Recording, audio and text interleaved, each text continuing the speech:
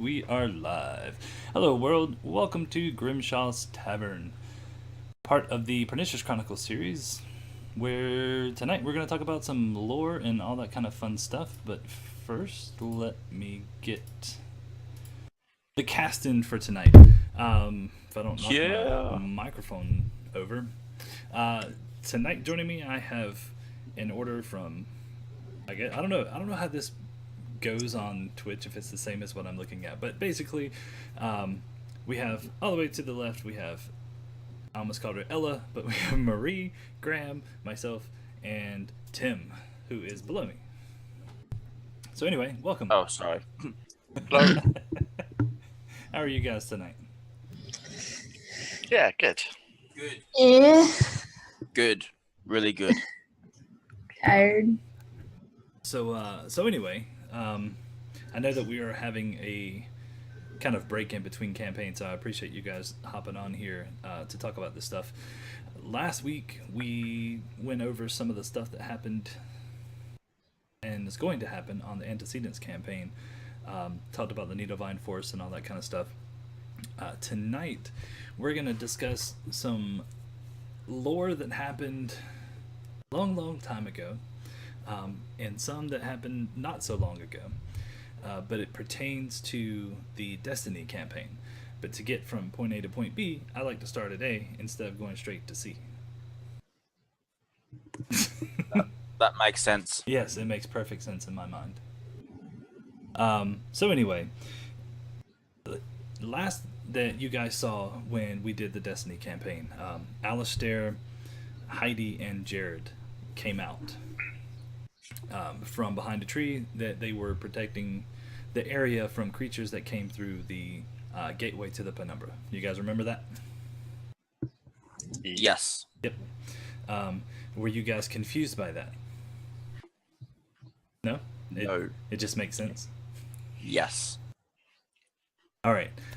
So one of the things that we had talked about towards the end and kind of during the recap was where the Destiny campaign was going to head next. And it was kind of settled on that you guys were going to go not necessarily track down, but you were going to go talk to this ancient red dragon that lived in the mountains close to this gateway. Remember that? Yep. Is that still the current course? I think so. I mean, nothing can go wrong talking to ancient red dragons. Of course Seems not. completely safe. No. So, to get to where we are now, we're going to go all the way back. And I just realized that I hadn't had Twitch chat up. Whoops. Yep. Oh, speaking of which, they changed around some stuff on Stream Elements that may be beneficial. There's something about a moderator login now for the channel.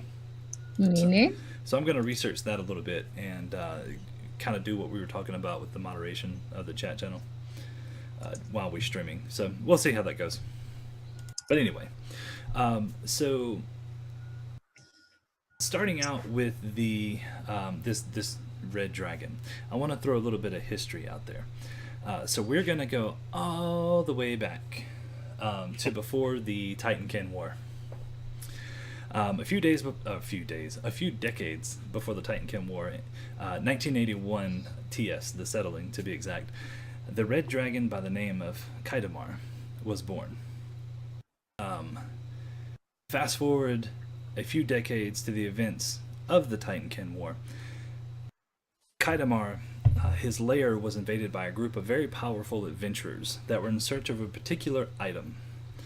Kiedymar was quickly beaten because at this time he was a young adult red dragon, but was spared by a female elf named Tovey.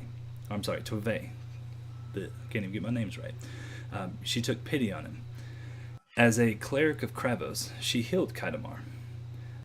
And due to this act of kindness from someone who was completely opposite of himself, it changed Kiedymar forever. After conversing with the group, he learned that they were after and why. and he agreed to help them to find it to repay their debt, or the debt to them.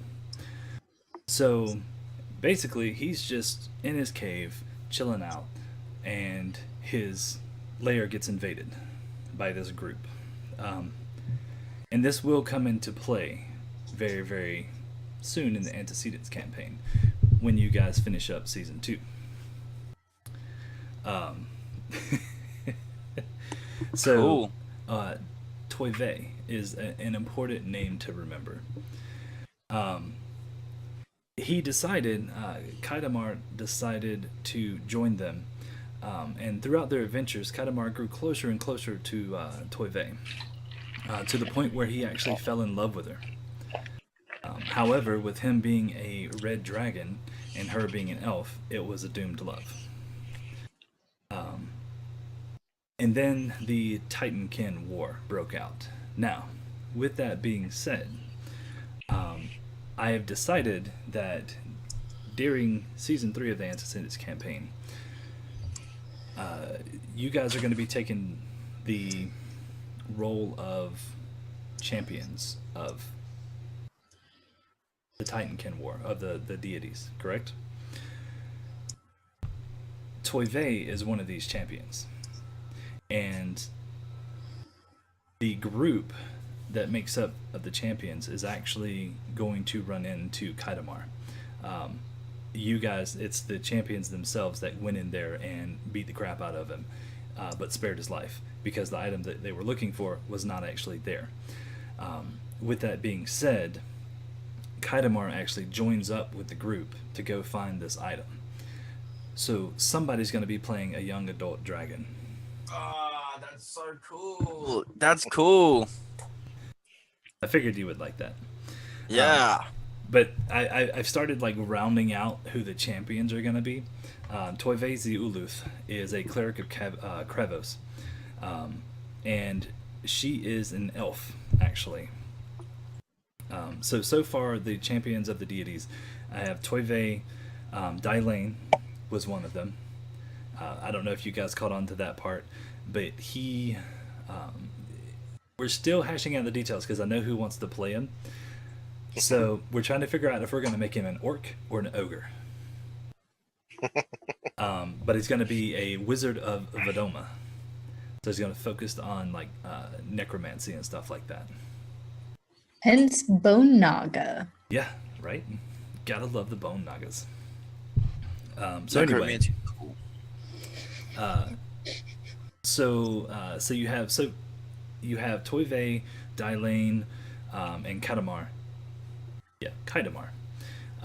And I've actually started creating another one called Avara Runewood, and it's a female dwarf of the Lucent Oath Paladin, which is a Lucent Oath Paladin.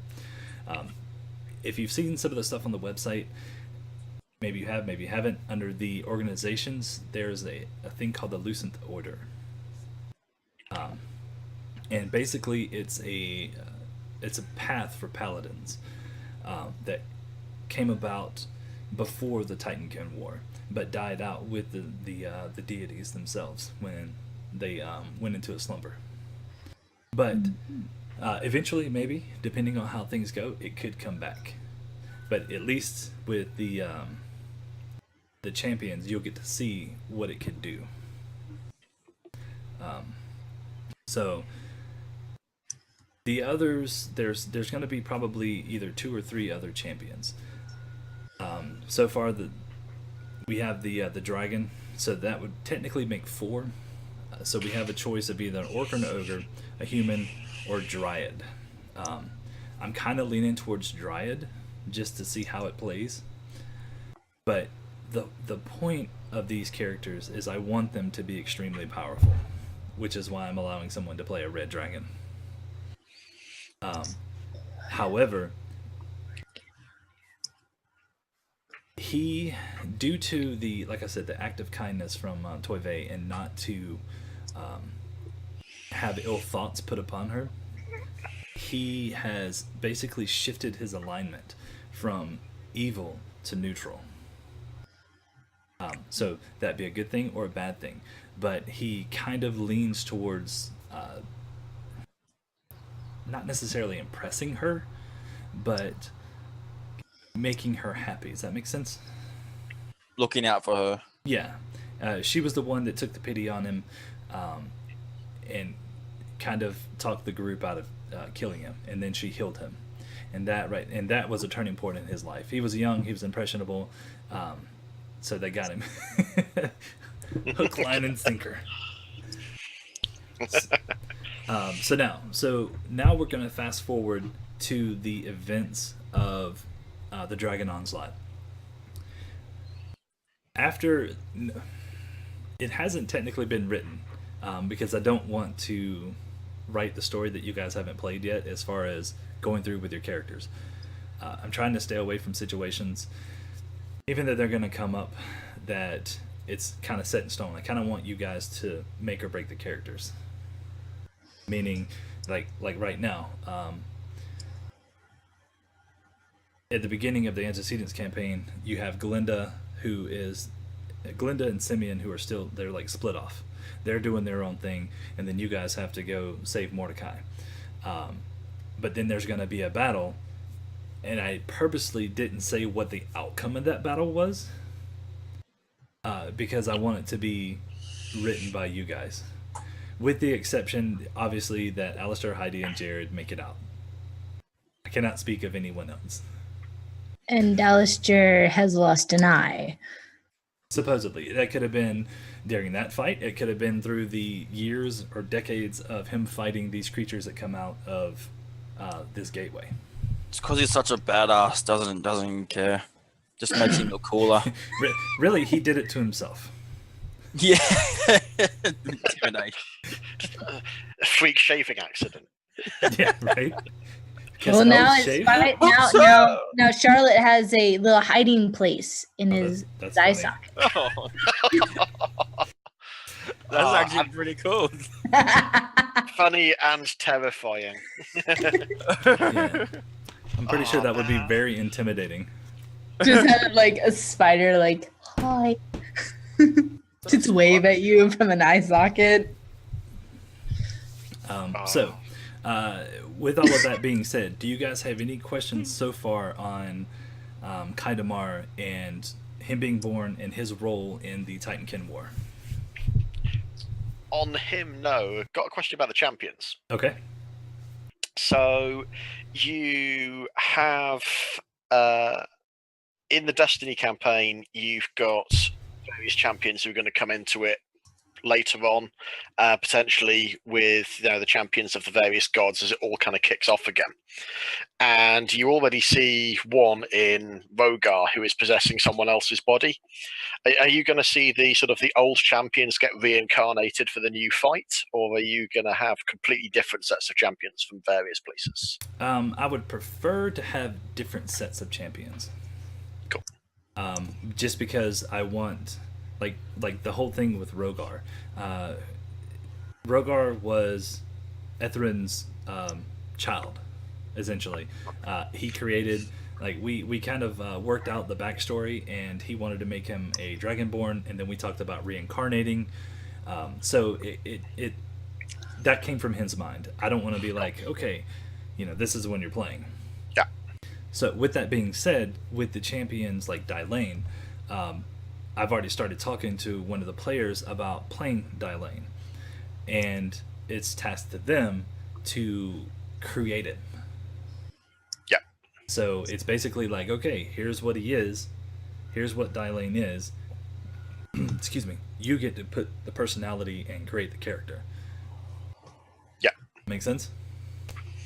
That's cool. And plus, it's always fun making a 15th level wizard. Yep. That just means I get to throw bigger things at you. So that's kind of like my mindset right now, is making the champions like 15th level. And then, of course, the person playing the red dragon gets to create the red dragon in their own mind. But there will be limitations, being a young adult and all that stuff. But a young adult red dragon is still pretty damn powerful. Dragon's a dragon. Yeah. I mean, it's Dungeons and Dragons. So it just means, like I said, it allows me to throw larger things at you guys and make the fights that much more epic. So that's my plan. Toyve, like I said, female elf. Whoever decides that they want to play her gets to make a fighter how they want to make a fighter. She will be the fighter of the group. That's my only guidelines, I think, is the race and the class. Now there'll be a little bit of leeway because as a fighter you get paths you get to go down. It can be what is it, the champion, Eldritch Knight, what's the other Battle Master's the other one, I think. Battle Master, and then of course there's all the UA stuff that they've come up with. So there are options that we can discuss. And then, like I said, they're not all written in stone just yet, because if you think about it, all the deities came together to make the dragons. So with Kiedymar, he kind of falls into all the deities. So if one of them don't get filled, he can fall into that void. With him being neutral, he kind of falls into Melena a little bit. But it's something different for a red dragon. But he wouldn't like actively follow one of the deities, like 100%. His deity would probably be Toyve. But no, it's one of those things where actively follow worship. In that time, it was a little bit different than what it is right now. So it's possible, but he wouldn't be like a cleric or anything. No. You with me so far? Because that would be weird. Yeah, that would be a clerical dragon. Interesting spin on it, though. Yeah. No one would stiff the collection plate. He would know all about it. So and if you guys have an idea of like which one you want to play, Tim, I know you're drooling over there to play a dragon right now. No, come on, me? No, dragon. Who doesn't want to be a giant red dragon? Kiedymar's a badass. I will say that Kiedymar's. I guess if no one wants to take the dragon, I guess I'll be the dragon. Oh well, take one for the team. But they're all badasses in their own right, especially like the Avara Runewood. I'll give you a little bit of hint as to what the Lucent Order is, or the Path. They actually focus more on. They are granted kind of a mix between divine and arcane spells that focus on force. I'm sort of stealing an idea clearly. And they also create sunblades. So, and then their sunblade will kind of go up in power as they go up in power. So the sunblades, I think, are in the DMG. I'm just going to take that and expand on it, because I don't want you to start out at like 5th level and you get a +5 magical sunblade. No, you have to work towards that. So it kind of like it starts small, and then as you level, your sunblade levels. So it's basically taking kind of like an Eldritch Knight and Paladin and combining them, sort of. We'll see how it works. We get to play test it at level 15. But with them being Kravos, it kind of makes sense, because he's all about the fighters and the clerics, because he's the dwarf, so to speak. Which is also why Toyve is a fighter. And then I have to figure out the others as we go along. Anyway, any other questions about the champions? When do we start? Graham's like, can I play a champion? I want to be a champion. Champions for everyone. You can be a champion. You can be a champion. Maybe eventually. Can I play in this campaign too? You're already in there.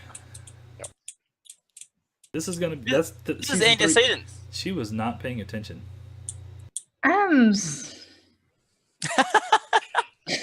Whatever. No, I'm Have you had serious. a long day? Clearly. I have had a long day. I've had a hard long weekend, and Monday has not been good. Yeah. Fair enough. See, all of this should have came out whenever I said, "Hey, how was your day?" I did say tired and like More I'm- words for difficult. I'm joking. But no, that's what we're saying is that this is actually season 3 of the Antecedents campaign. okay, I thought you were talking about the Destiny campaign because I heard dragon and I knew that like the dragon was in the Destiny campaign. There's dragons in the Antecedents one too. Okay. Oh, Just haven't met him yet. just wait till you meet Lilitrex. Oh, that's gonna be fun. Okay. So anyway, moving forward. Now we're gonna move forward to the Dragon Onslaught. Woo. Probably we're gonna skip like Kiedymar. Kiedymar wasn't affected by the Rod of Dragon Control. He at that time was already an ancient dragon and had legendary actions to just say "f off," because that's just what some creatures can do. Okay then. However, Kiedymar is a little bit different. Fast forward, the vortex goes over Kilari and the gateways open, and creatures start coming through. A couple of years kind of go by, and at this point, Allistair, Heidi, and Jerrid, you guys had been fighting these creatures. You'd already been sent, you got through, and you'd been fighting these creatures. Now, the important thing to note is that a lot of them got through. A lot of them did not get through, because you had 2 different portals going off at the same time. And it wasn't like a steady stream of creatures coming through. Sometimes it would be 1 or 2, sometimes it would be a couple of dozen. It just depended on how the Overoth felt that day. What? I was waiting for that. That's right. Overoth are easy. Until the Queen came through. Yeah. Queen's easy as well. And Jared's like, "Oh, web." Yeah. Well, go home. Sometimes the Destertron came through, and that was fun. But basically, what I'm getting to is that you didn't do this alone. You had help. There was allies, and with Kilari being majority elves, a lot of them were elves, but there were also other kind of races mixed in. There were gnolls, there were orcs, that were helping defend this because they knew that if they didn't, they were all going to die. And a lot of them did die. A lot of them got killed. A lot of innocents got killed because you guys couldn't contain everything that came through. Whoops. Fast forward a couple of years after all of this started, and like I said, you've been fighting for years at this point. And something came through that even Allistair kind of wet himself a little bit. And I created this just for the Penumbra. And this goes back to the Penumbra and things crossing over from the the material plane of Rokroya over to the Penumbra. So centuries ago, the first dragon to cross over into the Penumbra did so. It was a young adult blue dragon named Mersakill. Over time, his temperament worsened from that even of a standard blue dragon, until his mind was twisted and utterly fouled with chaos. As his obsession now focused even further on twisting and tormenting others, his body began to change due to his exposure to the Penumbra. Mersakill's vibrant blue scales began to dull and thicken. He would eventually seduce another blue dragon over into the Penumbra, where the same would happen to her.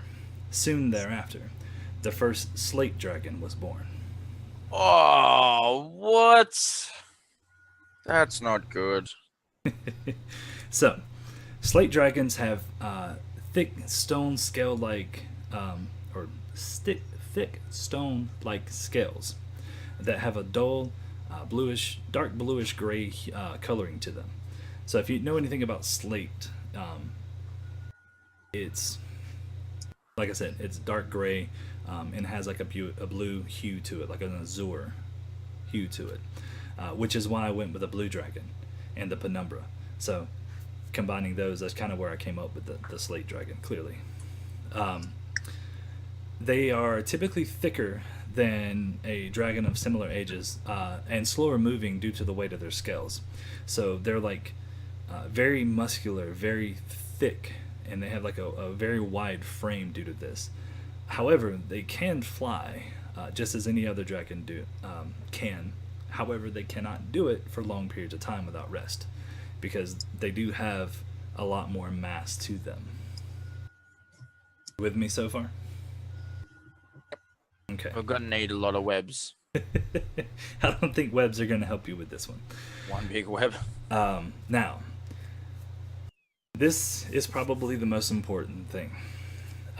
Due to their necrotic nature, their breath weapon has been warped into kind of like necrotic lightning of sorts. However, when it hits, it wraps around its target for a few seconds and absorbs health from the target and takes it back to the dragon. Damn. That's not good. Additionally, they, dragons can cast spells. They can cast arcane spells. Slate dragons focus more on necromancy spells. They use other spells, but their main focus is necromancy. Just because of their mentality now, with them being so twisted and full of death bringing. Oh god. You're We have to fight selling this? that. What's that? You're really selling them. Yeah. So what do you think about the slate dragon? I mean, it's okay, I guess. You want to give it a hug? Probably This is safer than fighting it. That's terrifying. Now he does have, like, because of his scales and stuff, he does have a higher AC, a natural, like, just because of his natural armor. But at the same time, it kind of, with his speed being slower, it kind of balances out. So he's just big and tanky. Yes. Just a massive, huge mass of stuff. Of pain. Is this gonna be? So is this gonna be Antecedents or Destiny or both? Well, eventually it could be in either one. Oh. That's why I said centuries ago the first dragon crossed over. Right. So it could potentially come in anywhere. But for this particular one, it took place prior, like, to the Destiny campaign getting to this. This is going to take place to all of that. So this could be where Allistair lost his eye. Who knows? Now, when the Slate Dragon came through the gateway, that's when you first met Kiedymar. He's kind of been watching and not intervening through all of this, even through all the death and everything. He just kind of been in his mountainous cave, kind of just keeping an eye on things. But he knew that the dragon was going to be too much for you. So that's when he intervened, and he actually took the brunt of the damage of the breath weapon that was aimed at you guys. And because of this, he actually got scarred. With him being a red dragon, he's got these vibrant red scales. However, down the right side of his face, through his shoulder and down this side, he's got black, like onyx-looking scales now because of this. You guys don't have Twitch open at the moment, do you? I do. All right. Yeah, I do. I am putting up a sketch of Kiedymar. It's now broadcasting. Oh, that's cool. Dude. Now, in his hand, he has a wagon. Now, that wagon can hold about four in the back of it, four human-sized creatures in the back, and then one in the front. So he's a rather large fella. He's a big dude. He is an ancient Dang. red dragon. He looks kind of fat, but that Well, might he's just be old. him sitting down. It is a work in progress. Jess is working on it. We're tweaking some stuff, but that's the start of him. I like it. He is. That's cool. He's gonna be a player. Maybe now, maybe later. I don't know. I like to use him though. So he's going to be. However, he managed. He took the brunt of the damage and managed to defeat the slate dragon. But then went back into his cave. And I know Jerrid, being Jerrid, would go up there and talk to him. And he was very inviting. He's not your typical red dragon. So quite often, Allistair, Jerrid, and Heidi would go up there and have conversations with him. And he would kind of ramble about things he used to do, things he's seen, and all of these kind of like stories. But there's something important to note. When you go into his cave, it's not like a typical dragon lair. There's no mounds of treasure. There's no like flaunting anything like that. It's just an empty lair. He tells you that he only eats what he needs, and doesn't demand any kind of worship that a typical red dragon would have. You know, it doesn't take damsels hostage and requires sacrifices. So it's very unique for this, and that's why it's so intriguing. And throughout all of this, you guys kind of develop a friendship, so to speak. But since then, you've also noticed that over the years, his scar is getting larger on its own. And he seems to kind of wince in pain when he moves from time to time. But since then, no other slate dragons have come through, and he hasn't come out of his cave to help fight any of these creatures. Awesome. So how long into the, because we were there for like what, 50 odd years? How 56. like when 56? How long, like 20 years or like 40 years? When did it happen? That this happened to him? Yeah, when the slate dragon came out. Probably about 15 years. Oh, so super early. I mean, and like I said, you guys have been fighting through this whole time, and you've lost pretty much everyone that you fought with. And occasionally, like I said, you can go out throughout this time and gather up some troops to come back, keep watch while you guys do stuff, and then come back, kind of like rotating in and out. So you've made alliances with the other races and the other creatures in the area. Things get out, and you guys kind of dispatch. You might have gotten dispatched yourself to go after some of these things, so you've gotten to see more of Kilari. It's like a pest control team or something. Yeah. What? But like I said, these things, sometimes things get through. And you guys have sometimes seen what they can do to villages. I mean, Overoth have come through and wiped out entire cities. Because Dang. Kilari was full of life. You know, with it being the Elven Kingdom, Rivulet was the capital city. It's actually kind of buried in between the mountain range. I need to pull up Kilari. I don't have Kilari up on the map. But anyway, the length of it is kind of like almost in the middle, and it's wedged in between the mountains. But the gateways were opposite, so creatures had gotten through there. But Kilari, or I'm sorry, but Rivulet still stands. That's the elven capital.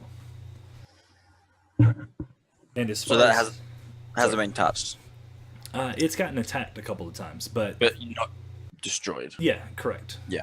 And a lot of people have flocked to that. You know, the dwarves have a presence there as well. They actually don't live in the mountains. They have a fortress that's kind of built on this giant, canyon. I actually pulled up Kilari before. We had a conversation about it on Grimshaw's Tavern probably this month, probably about a month and a half ago by now. But you can see like on the map where this dwarven fortress it's almost kind of like a small kingdom. They have it walled off where the canyon splits, and perched up on the top is where their fortress is, and then there's a little port fortress as well, or castle or keep, whatever you want to call it. But outside of that, I mean, you've seen that's the other thing to note as well.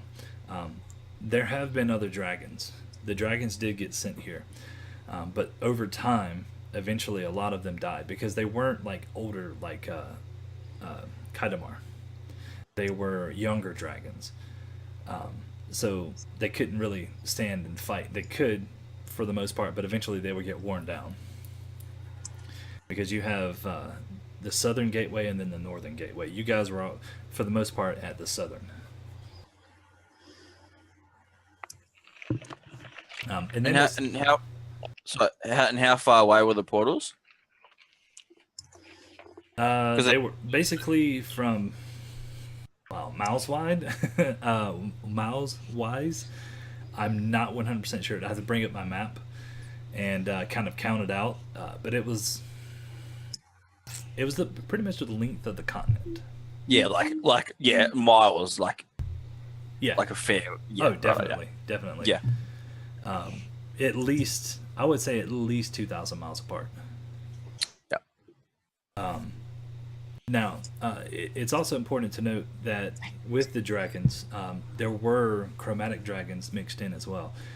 So some of these towns and stuff probably got destroyed by them as well, and some of them probably went into hiding in the caverns, the forest, or a lot of other areas. But once again, you didn't see a lot of them. They might have went in, stayed hiding, and kind of didn't come out. And that's not out of fear. That was out of self-preservation. Yeah.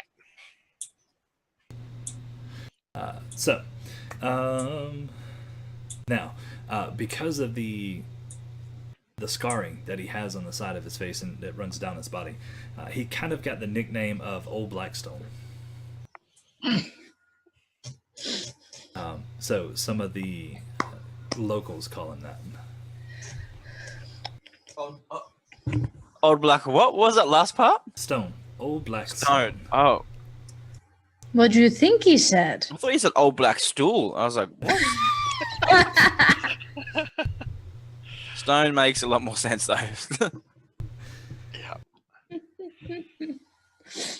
So, now does that help kind of make you decide on what you want to do at the beginning of the Destiny campaign?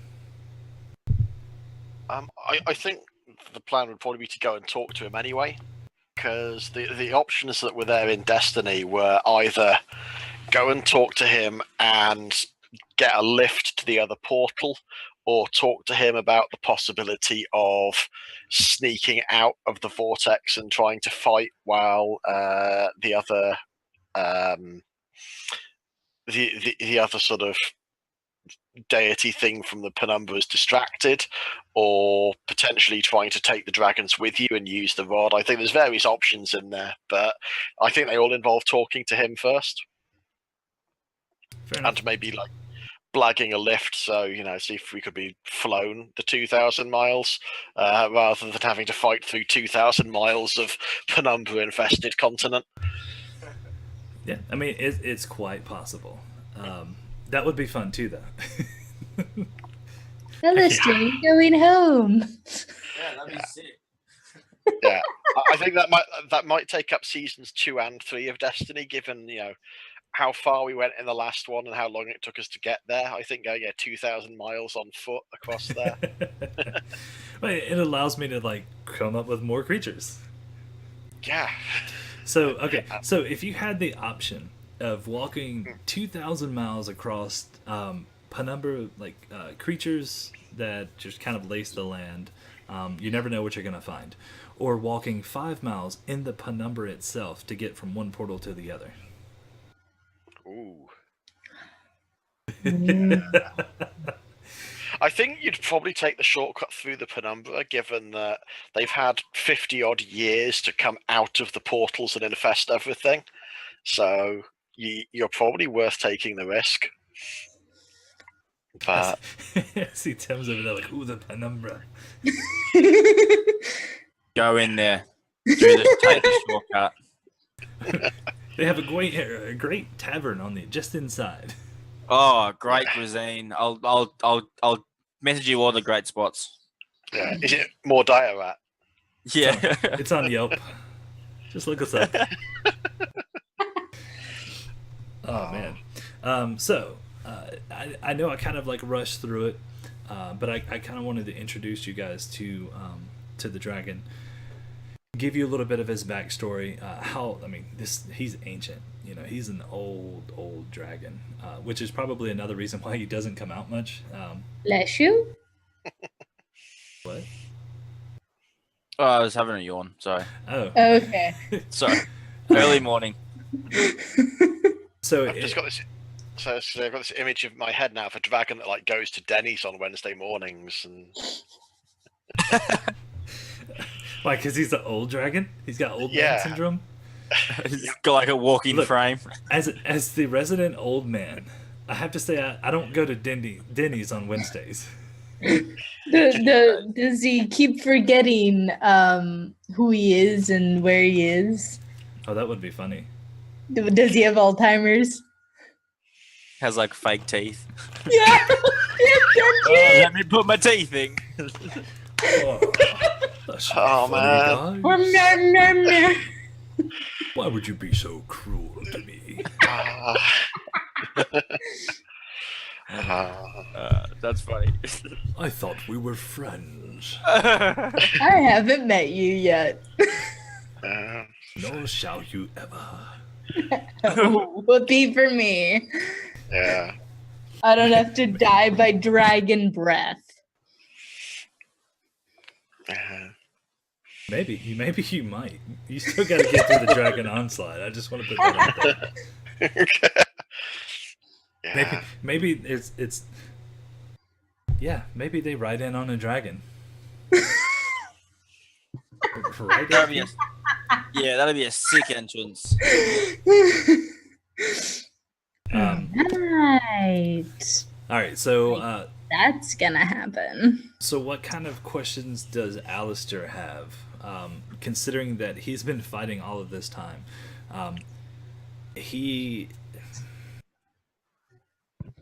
I know I'm putting words in your mouth here, but I feel like he would feel obligated to guard these gateways because he was sort of the reason that all of this happened. Oh yeah, definitely. Yeah, he feels super bad about it all, and about letting the Weaver down. So he's definitely putting everything he has into these portals. Is there a base camp or something near the portals where everyone is? Because it'd be physically impossible to be fighting all the time. No, and I agree and that's why I said that you guys had alliances made with all the races and stuff, and yeah, it's quite possible that you created this base camp. So feel free to actually write all of this out if you would like. Yep. We can call it Allistair Keep. Yep. I think you have to call it Camp Charlotte. Oh yeah, Camp. Yeah, get pretty mad if I didn't name it after her. How would we name it after Allistair, Heidi, and Jerrid? Very carefully. The Allistair, Heidi, and Jerrid complex. Center for kids who can't read and want to Yeah. do other stuff too. Yeah. 2 humans and a drow. Oh man. We'll just call And it then wrong Alistair- turn. And then he has to put up with old Jerrid and old Heidi for like 50 odd years. They talk about where's their teeth at. Because they're like way older than Alistair. Wait, Oh, yeah. who are you? What? Why is a female here? Yeah, it's like, come on, Jerrid, we're gonna go. Now We I see her believe. every day. Now I believe the real question is that would there be a Jerrid Jr. running around? Oh, Ooh, you'd have to ask Ken. And then we could rename Camp Charlotte to Camp Loveboat. Ooh, Ah, turn it into like a sitcom or something. Oh man. and Alistair Allistair is like the fun uncle. the weird, crazy, fun uncle. yeah. I'm Al. Teaching Yeah. him all this bad stuff. Yeah. I Using drove this car Jerrid, in the wrong direction. using Jerrid Jr. as bait in an Overwatch fishing contest or something. Oh. It's Son, fine, Jerrid. It's fine. He was safe the whole time. Don't even worry about it. I won't let him die. Much. Famous last words. Yeah. Oh, where is he? Actually, I just had this vision of Jerrid having three triplets, and it's the triplets from Brave. You ever seen that? Yeah, the three little. Yeah. Oh man. It's a shame they've got no divine magic at that point. Otherwise you could just like keep a bit of hair at home if you needed to bring them back from the dead by that point. But They've been brought back like multiple times. yeah. Actually, that's actually a very good point. Kiedymar would have been alive during the Titankin War, so he would have seen the second moon disappear, and he would have known what the reappearance of the second moon meant. So he very well could have shared that story. Yeah. Because, like I said, when the faith was lost in the deities, it kind of went into like myth and legend. So people would talk about it as kind of like just mythology. So Yeah. So people quote unquote believed, but there was never any like miracles or anything like that. And then the moon happens, and then so people kind of like, oh no, the world's gonna end because the last time we saw it, the world almost ended, type thing. Yeah. But however, for Kiedymar, it has a different meaning to it altogether, and he's hopeful of Toyve returning. Ah. Yeah, still loves her after all this time. Oh. Anyway, any other questions? No? Nothing? Not at the minute. All right. Now we got that out of the way. We kind of have an idea of where the Destiny campaign is going. They're going to talk with Kiedymar and try to get to this other portal, or decide to either shut it down or fly out. I believe I said that Jerrid, Allistair, and Heidi don't have the ability to cross over anymore. The ability to cross over. Yeah, because you got in to the vortex, but you never got out. You mean? Oh, the last episode in Destiny. No, sorry, I'm confused. What I'm trying to say is basically, you can't get out of the vortex. So how thick is the vortex? Is it like sort of 2-3 meters? Is it a couple of miles? Is it like a sort of magical barrier that's sort of a couple of centimeters thick? It's more like the magical barrier. It's a couple of centimeters thick.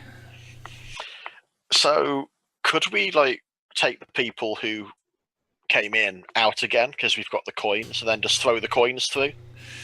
I can either give it away now, or I can make you wait. Got him. Yeah. No, and I'll go ahead and tell you so you guys can plan, because I want you to have a plan put together. So you have 5 coins. Yeah. That got you in and can get you out. However, it is only going to allow 1 soul at a time to cross back over. Yeah. If you go out and you try to toss it back through, it will not go. It will hit the barrier and fall.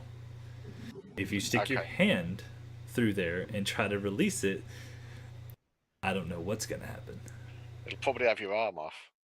Yeah, lose your arm for a teammate.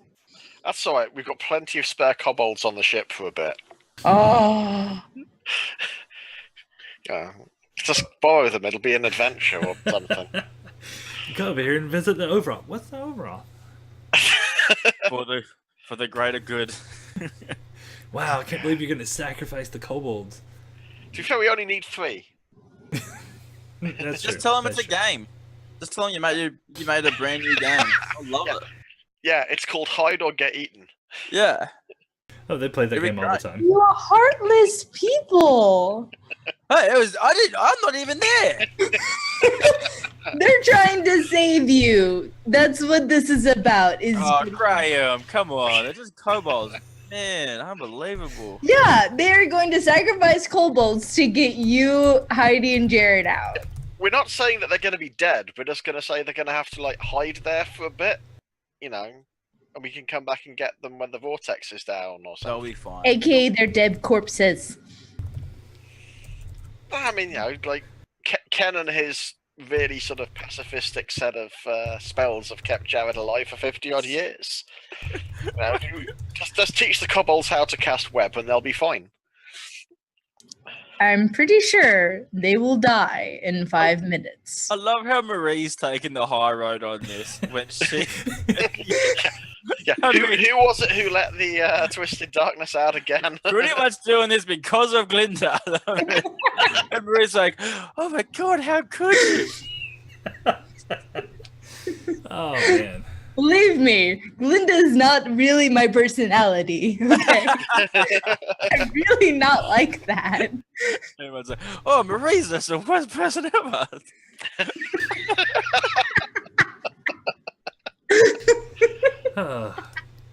She gets voted off the island. Or she's like, it's the Pernicious Chronicles Survivor Edition.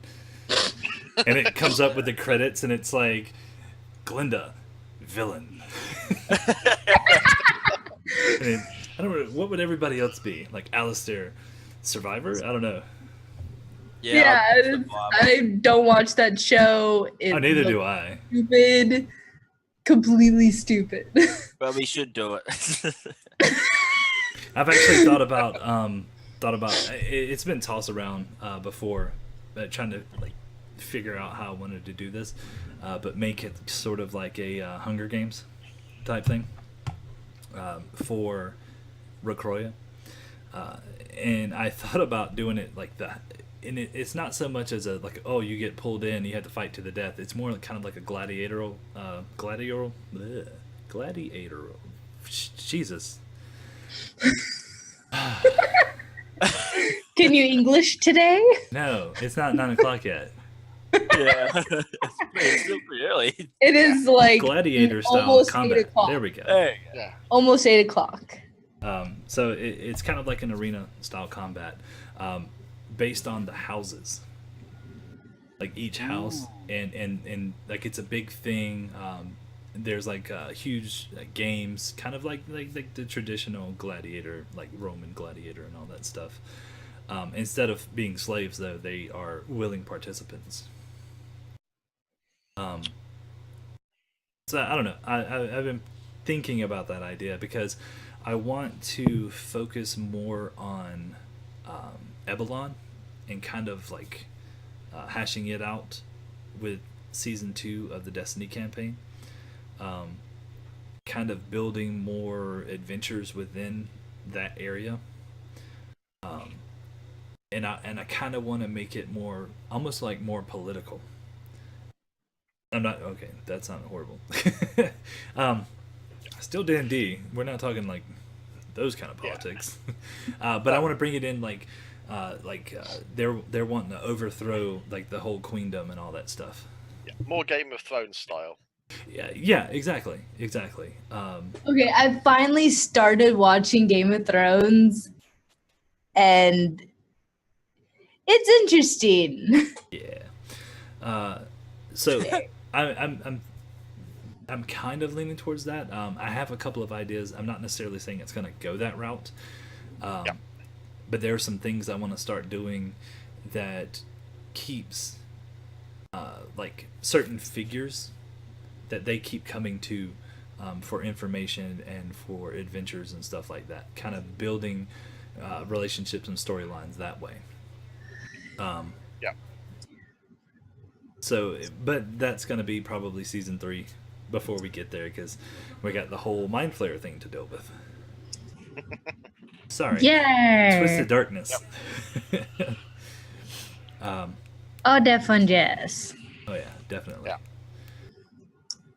But that's pretty much what I wanted to talk about tonight. I wanted to get all of that information out on Kiedymar, so it's already out there.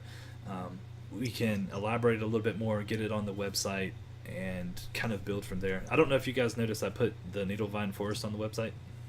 Anybody see that? Yeah, I I've have got yet the to website. look at your website.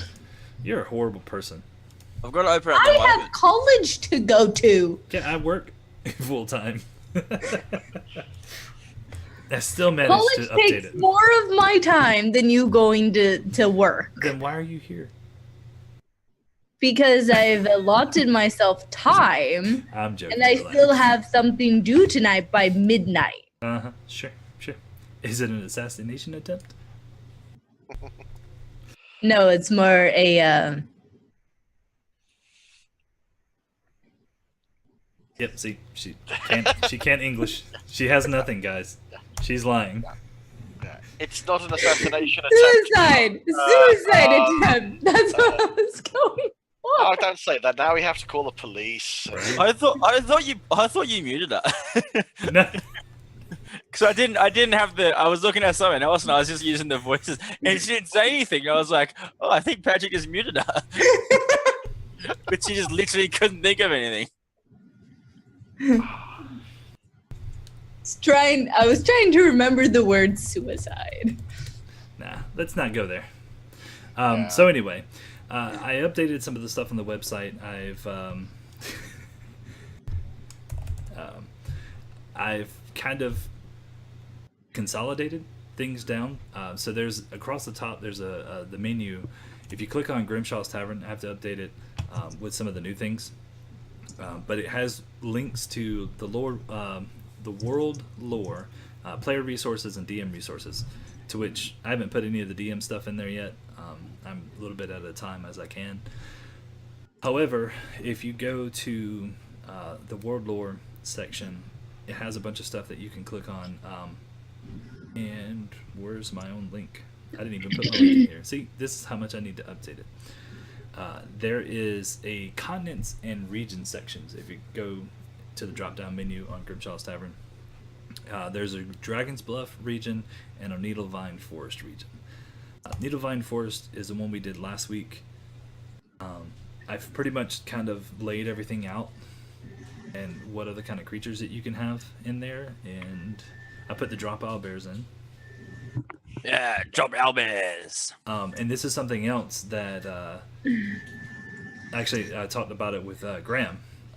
The Japari. They are a race of humanoid plant beings that reside in the region.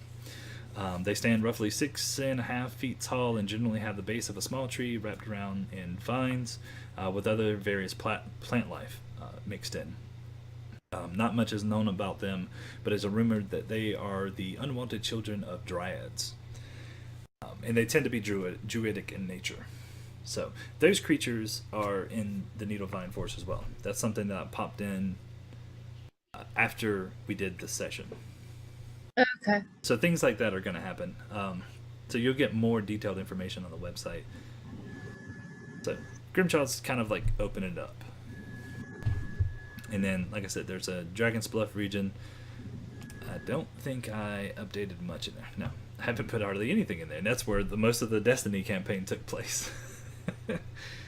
Haven't put any of that in there. So I'm working on it. I'm still working on it. Then there's the treasure vault. I don't know if you guys saw that or not. Gotta check out the treasure vault. It's fun. Yeah, there's a bunch of stuff in there. Yep. It talks about Zimma's Tooth, which is the weapon that Rogar has. It's Release the secret weapon. There's the robe of bewilderment, and then the robe of dismemberment. Is the rowboat of dismemberment? Robe of dismemberment. Okay. Yeah, I heard rowboat. So we had talked about that one before. We kind of collaborated on that in Discord. Yeah. So I put that onto the website as well. Not saying that anybody currently owns it. I'm just throwing it out there that it's a possibility that one day you might run across it. Lovely. That sounds cool. And then there's consumables as I come up with random things. The Misty Orb. And I call it a consumable because it's a thin glass orb with a slight fog swirling around about the size of a chicken egg. And when thrown and the glass breaks, the magic within teleports the user to that location. So basically you take it, you throw it, it hits, it breaks, it teleports you there. Make sense? So you only teleport as far as your throw? It's got a range of, like the normal range is 20 feet, long range of 60 feet. Okay. However, if you're trying for a specific location, especially 60 feet away, I'm probably going to make you roll for it. Yeah, roll disadvantage probably depending on our strength. And then I mentioned Silver Slugger as something that's actually going to replace the random potion. It's going to replace the random potion on when we kick up the new campaigns. And then the jelly jar is in there. I like the jelly jar. I think the jelly jar is cool. I still want a jelly bed. Good luck with that. This section also talks about the notable books. The Knight's Delight is in there. Wydor's Guide to the Lost Ones. The Zuri Shards. They still haven't figured out what that is. And then the Gateway Guru, which is the book about portals and stuff like that Mina currently has. Mm-hmm. And then there's a Kobold's Guide to All Things Shiny. If you look at that, the first thing that it does is it breaks down tiers into gems into 6 different tiers. And this is just something that I threw out there. I pulled all the pictures off of another website. I can't even remember where they came from, to be honest with you. But I pulled them all off of there just so I'd have visuals. So I have to say, oh, you found this such and such thing. You can pull it up and see what the color of it is, just for the fun of it. It has no, it does have gameplay. It just adds to the visuals. That's all. And then eventually the second part is going to be art pieces and stuff like that. It also talks about their value too, slightly. It has like tier 1, 5 to 10 GP per, because like the size of them, I think it's a quarter of an inch or something like that, is a standard gem size. So if you find something like that, instead of me telling you what the value is, I can always just tell you to go in there and look it up. Just for the fun of it. Yep. Gives you something to do. Yay. So I like I said, I am going to be updating the website with more stuff. Graham, you and I have to create another game. I have a couple of things in mind. Yeah. What other game? Oh no, like in-game games, like tavern. So games. things like club and Oh. ball.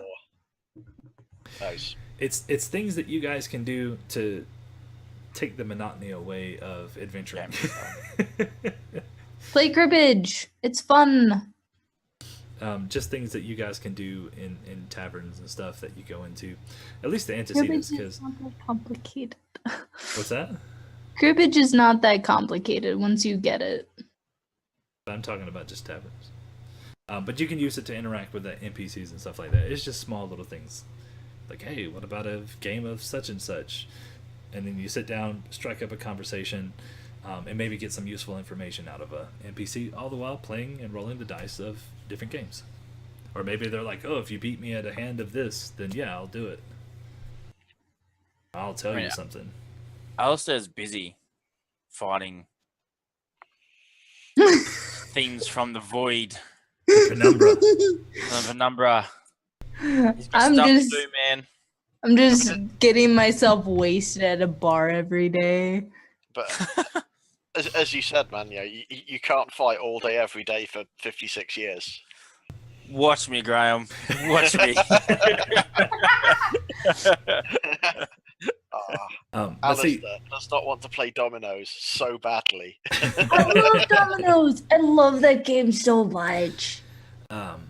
But that's something else too that maybe like one day we can come back to is maybe Allistair, Jerrid, and Heidi have to go off and track down some creature that got through the gateway. So we can always have that as an adventure or like a one shot or something like that. So That'd be sick. There are things in building this and kind of skipping around that allows us to come back and fill in the gaps.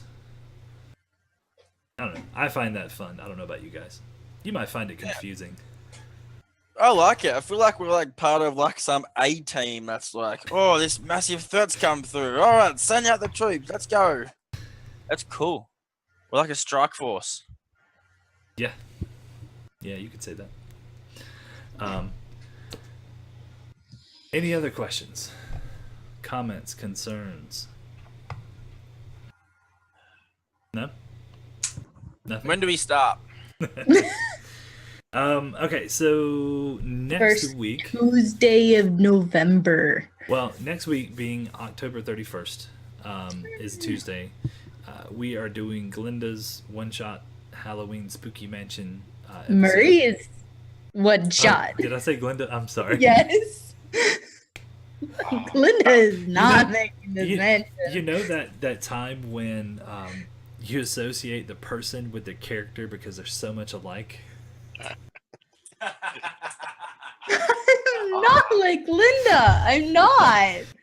I'm not that type of person. The next character Marie makes is going to be the nicest person I have to play Draco. I have to play Draco. That would be one of the scariest, like, non-canon end of Halloween adventure end bosses, and it's Glinda. It's like, oh shit. We're all doomed. We're all doomed. That'd be fun. She's at level 20. Yeah. Speaking of actually, which Tim, since I have you here, I don't know if you caught last week's episode when I talked about the Rydell Keep and the antecedents going there and taking control of Michael, Grimshaw, Koa, Talissa, and Deljuani. Last Grimshaw. Yes. Is it Yeah. I caught it. Yeah. So, do you know who you're going to be playing? I think it was Grimshaw. Is that? You are correct, sir. Yes. Yeah. With that being said, You have to do the voice. yeah, you got to do the voice. Yeah, I gotta look back at when Grimshaw made an appearance. Yeah, I gotta work on it. The name's Grimshaw. I think you can do it. You got this. Yeah, I'll smash it. See, at least you guys can have low range voices. I can't. Hi, my name's Making Glenn. male characters, making male NPCs is like the hardest thing for me because it's like I don't know how to do this voice. I really don't. I don't know. So it's really hard to do like a really sort of high-voiced female NPC that doesn't sound either like a Smurf or a chipmunk for a guy. It cuts both ways. Well, yeah, all you have is your falsetto, but at least you can do a high. You can have a different range. I only have a certain break of my low, and there's nothing below. Yeah, we can't all do the high voices. I'm not Justin Timberlake. Also, I have a really high voice anyways. I sing for soprano. So yeah, I can make high squeaky voices all day long. Can't do it. This is about as high as my voice gets. Wow, Ow. that was weird. Yeah. I can actually make a horse noise, but it'll probably please don't. burst your eardrums with headphones on. Please don't. Yeah. Please don't. Yeah, I like my ears. So, hey, Tim, is that an average size bottle that you have in your hands? Yeah. No, but like hold it up to yourself. So you're like really small. You're like 5'2". Yeah. Tiny. No offense to all the 5'2" people out there. Tiny chair, tiny bed, tiny water bottle. $10 Tim. Yeah, tiny tip. All right. So with you playing Grimshaw, he is a level 8 fighter. So you'll need to come up with the character sheet for him. Just so you know. Easy. Done. Now, he is quite an entrepreneur, so he's always looking for a way to make a quick buck. That's why he created taverns. Didn't he have like 3 taverns? He's got 2 currently. I'm a businessman. That's what I'm about. Yeah. So make that dollar. Oh, that's what we were saying. Antecedents on, you are correct, I believe it was the 6th, that's what we said? First Tuesday of November. It is the 7th, I'm sorry. So Grimshaw's Tavern to be on the 30th. Marie's, I almost said Glinda again. Her Halloween one-shot will be on the 31st.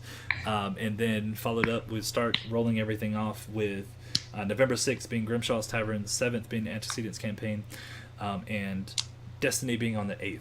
Now, I've changed the start time for Destiny to 7 p.m. Eastern Standard Time. So that way it's one start time all the way across the board, and it's not confusing anymore. And 31st starts at 8. Oh, yes. You are That's correct. the one difference. And it's going to last for 14 hours. I hope that it only lasts 3 max. Like, I'm trying to, like, make it shortish. She says that, but then she fills it with monster after monster after monster after room after room. Oh man, I'm so glad I don't have work the next day. I do. Yeah. I should take it off and be like, I'm going to be in a candy coma.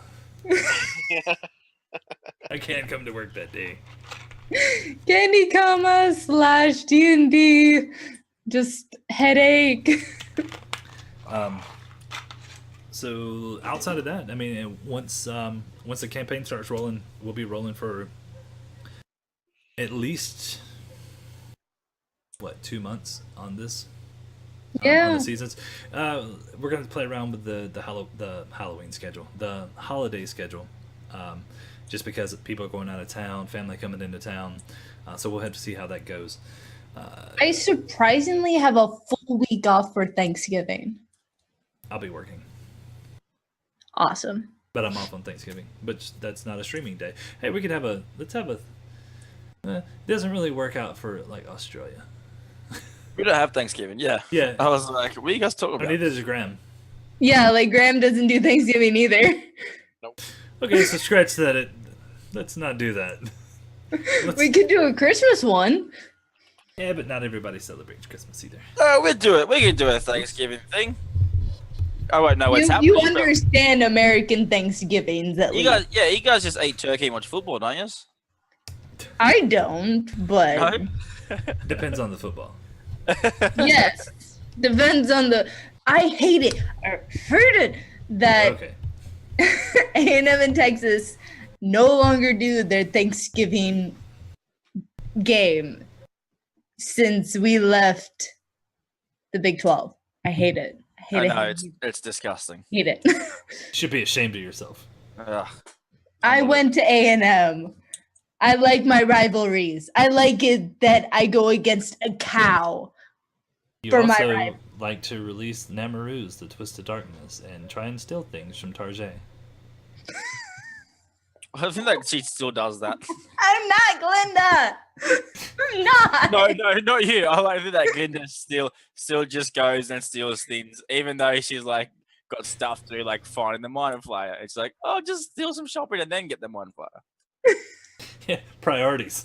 Yeah. I'll go on a shopping montage before I go. Make sure Yeah. you take Simeon with you. No, he is going to be tied up in the hotel room. Guess I missed that memo. All right.